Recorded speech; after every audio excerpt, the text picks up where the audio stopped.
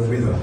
Well, so thank you guys. So we're in the last stretch now, so kicking us off our afternoon lineup of talks and looking at how to succeed in the industry as a small studio, I'm delighted to welcome Sweet Spot Studios' John Vanderbeek.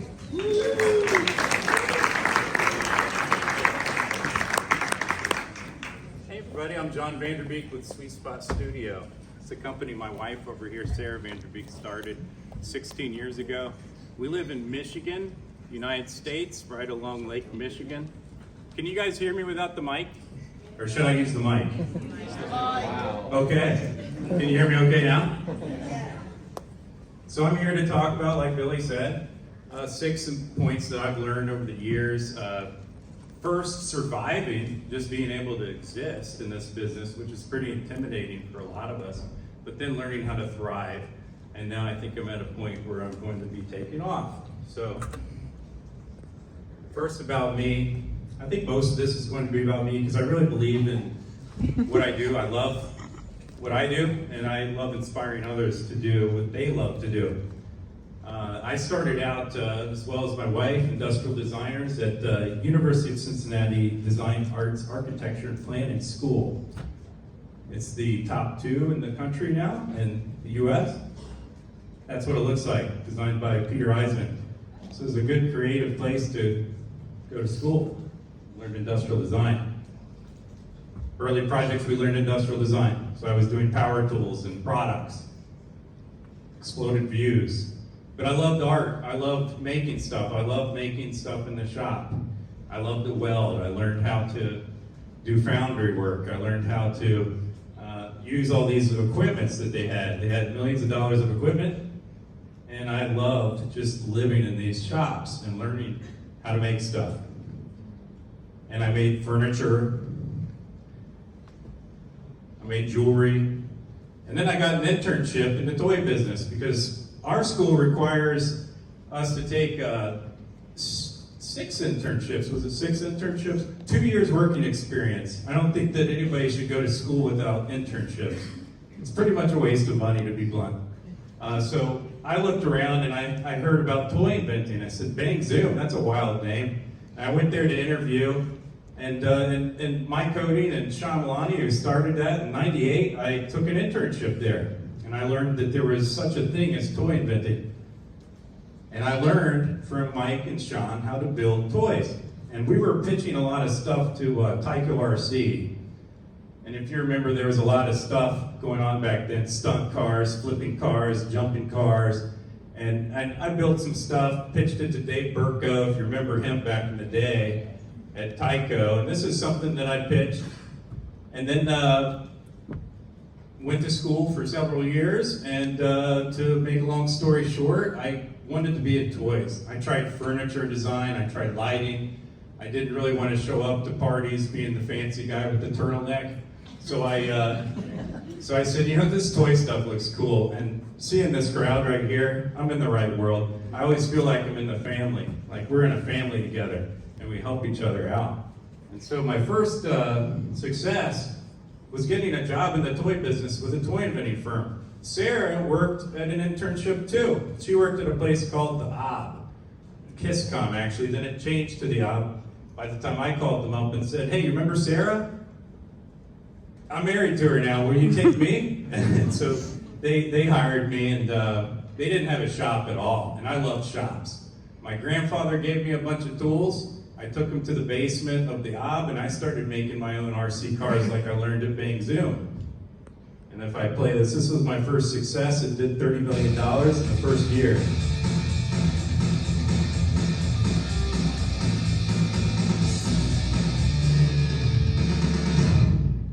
And back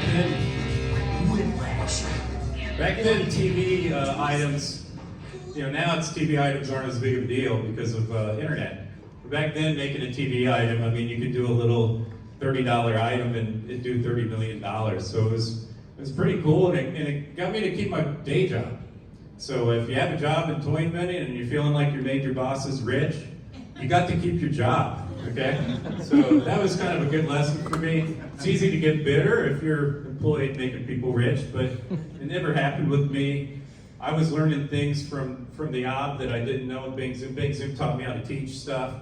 I mean, how to build stuff, and and I came around KissCom, and these are the kids of Color Forms. Harry Kislevitz started Color Forms back in, who knows, the 60s.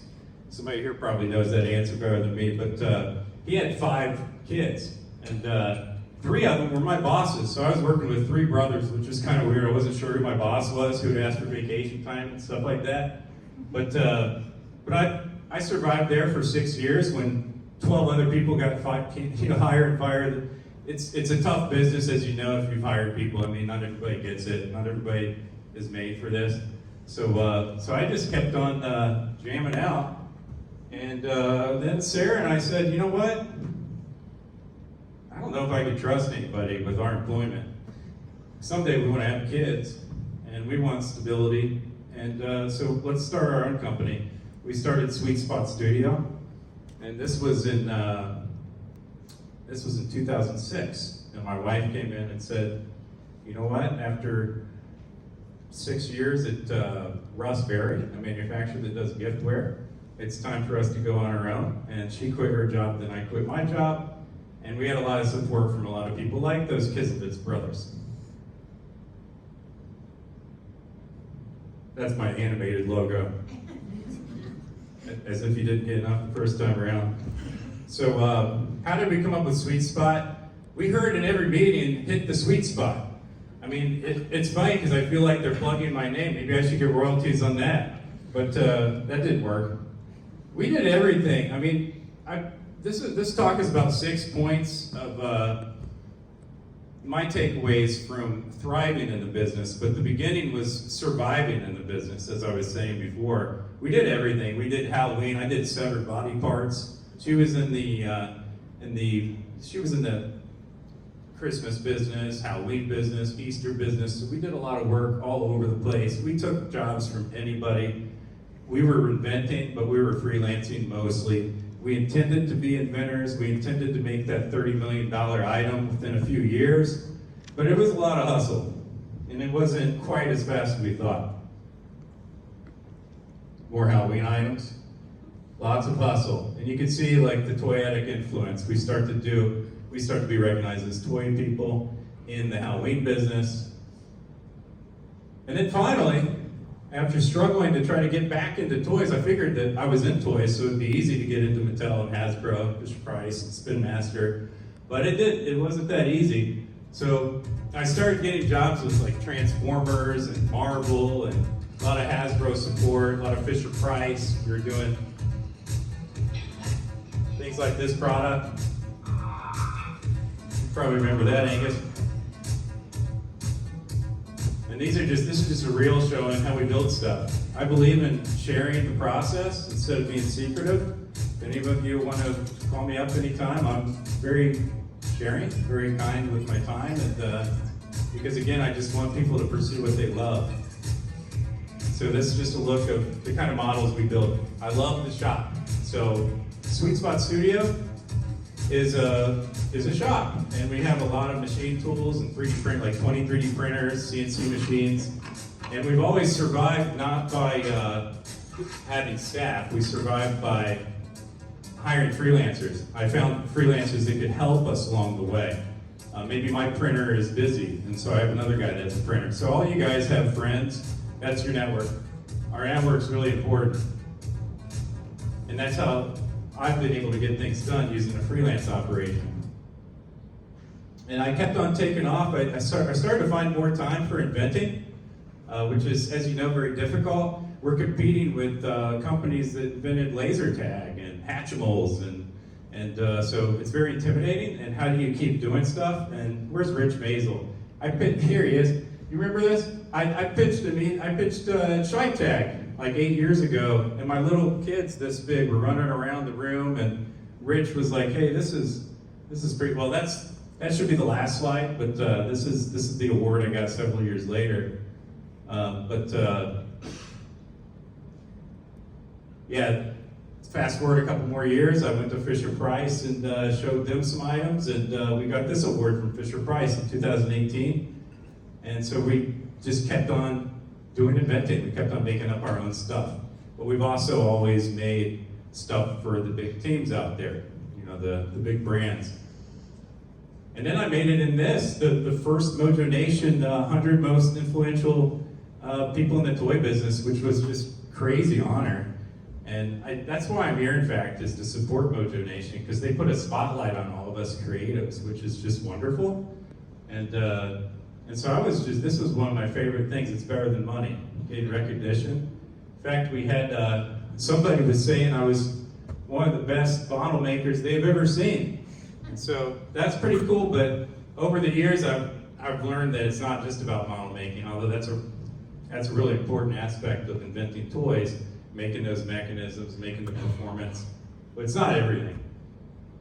Then I made it for this. Thank you, Mojo Nation, or thank you for all the people out there that helped vote me and my partner Versadyne on this product, and then the Fisher-Price people. This is what it is, if you're wondering.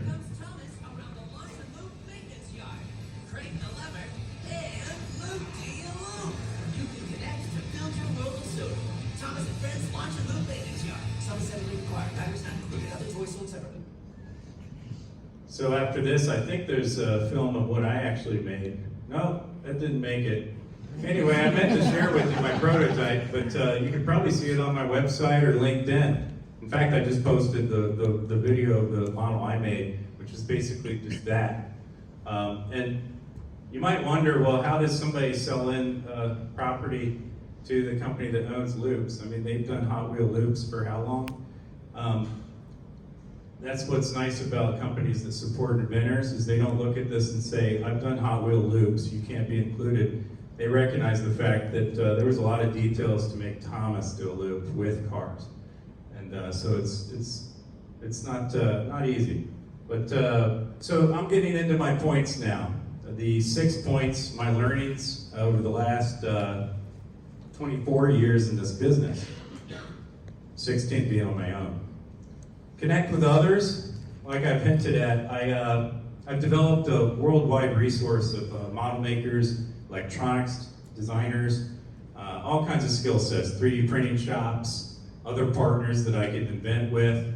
And I started to do more than just what I can do. Because if you're just doing what you do, I wouldn't be able to be here, because I'm not partnering in somebody. Somebody has to keep things going when we're traveling around and whatnot. And so I took this concept, I said, I wanted Thomas the Train to go backwards. He'd never gone backwards. So I just did this sketch, and because I build stuff all the time, I knew I could build it, but I thought I'd bring in one of my top freelancers on the job to do the invention, and that's the partner I had on the other Fisher-Price item that I'm a finalist for towards the end of the year. And we built this model together. And these are my little girls. If I cry up here, it's because they're grown up now. No, they're 13, 9, or 13, 11, and 8. But look at those cuties. Anyway, we made Thomas. We made it really work. That's the mechanism we designed.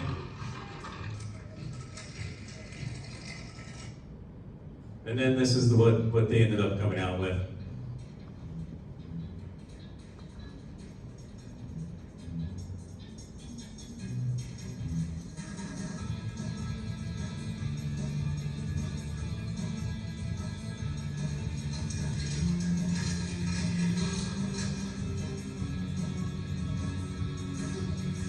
That was not my kid. He's cute though. So I love how Fisher-Price added those flame effects. I didn't have that.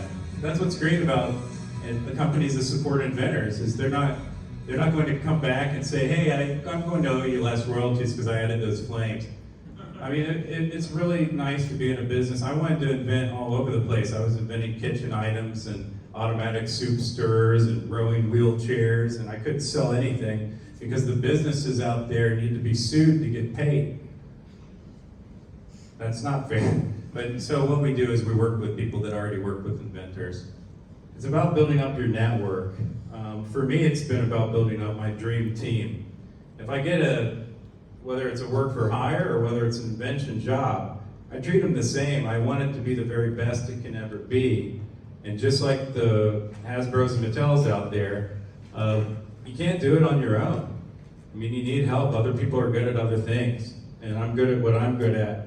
But I've learned how to create a lot of stability in my business over the years by bringing in a network of great designers out there to help me build your dream team. And here's a good example of how I build a dream team using skill sets I don't have. My COVID project was a gecko, because I love off-road vehicles, and I love hamsters when I was a kid. What's that have to do with each other? Hamsters, if you remember, you could do this. And they crawl from one hand to the other, and I thought that was just so cool. So my COVID project, I just built this vehicle that's disguised as a gecko. And I didn't know who could do the electronics. Actually, I did. There's a number of great electronics engineers out there that I already work with. So I went to the one that I wanted to work with on this project, and that's KID Group, the inventors of Bop It. They're great at interaction too. They're not just games guys. These guys really get toys. And so they helped me with the electronics, but also we developed the play together. That's the important part. I mean, I like to think that mechanisms are the most important thing, models the most important thing, because that's what actually gets sent to China and copied or shown to Target or shown to the executives. That's what sells it in, the models. Models are very important, but maybe 25% of it. In this case, the other 75 or maybe the other 50% was my partner.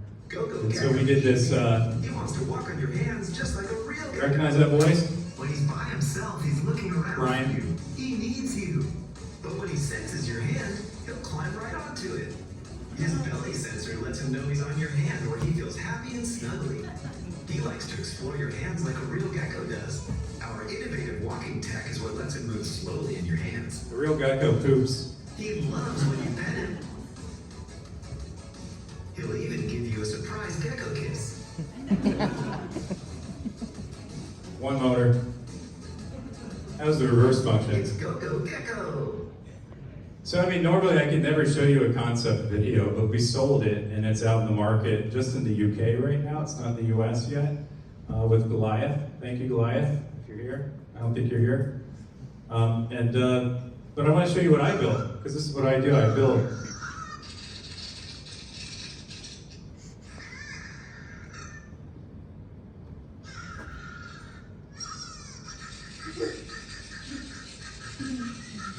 That's my daughter, Anna, when she was 6. So I'm going to zoom through this a little bit because I'm not here for too long. And this is what Goliath did, except we did develop it with them, so we took it all the way with them. Sometimes companies just take off with it. You can sell them the item and they do it. But we really had to do this together. It was a really good collaboration with KID Group. Thank you, KID Group.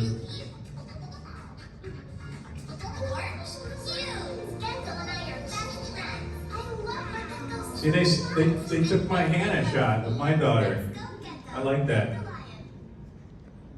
Pursue self-improvement. This is really important when you're using outside resources. You're hiring people to help you and be part of your team. You need to pursue your own improvement too. And that item I was telling you I sold Rich Maisel years ago was my self-improvement project. As you know, when you're building models, you're competing against the factory doing injection molding. And your mechanisms just fall apart when you use 3D printing. I mean, so you have to come up with a cheated way to build things that represents manufactured models without being a manufactured model. So this is a CNC cut. Here's the second icon model. First one. Actually, I'm going to show you what this thing is first. So I sold this like flat Nerf blaster because Nerf didn't really realize they could do a flat piston. And I said, well, look, this thing could be like razor thin and slip in your pocket. And so they were pretty impressed because they had never seen a flat piston. And I thought, well, we could make it really thin. And that's where we did this model. You can see how tiny it is. And it's still shot 75 feet. So to build something like that, you can't just 3D print parts. You have to machine parts CNC, you have to 3D print parts, you have to make parts by hand. You have to use pretty much every process available.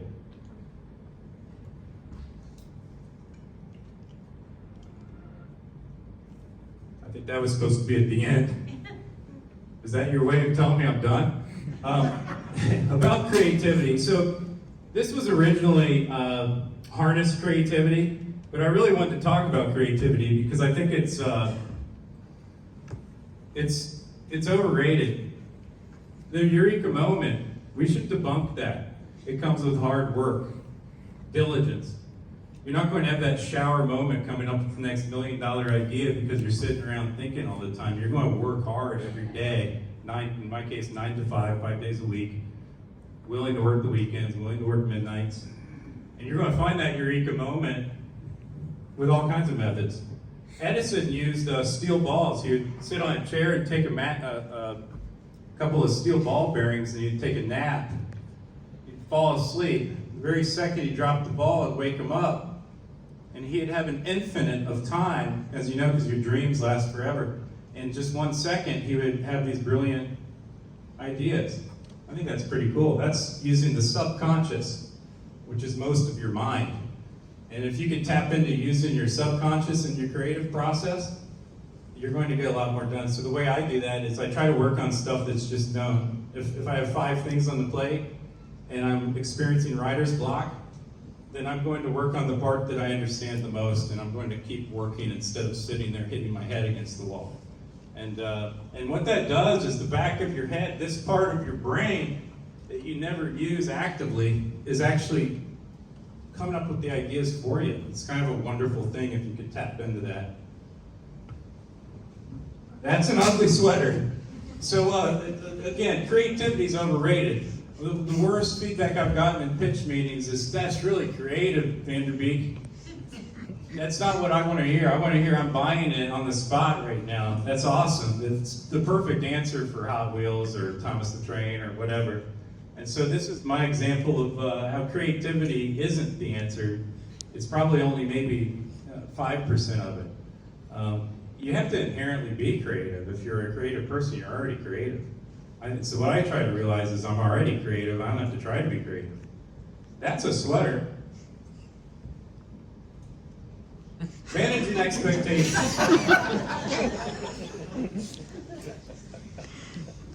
So this is a tough one because, I mean, as partners, you're partnering with people. I'm telling you should partner with people. But how do you split it up? You don't even know how much work you're going to put into it.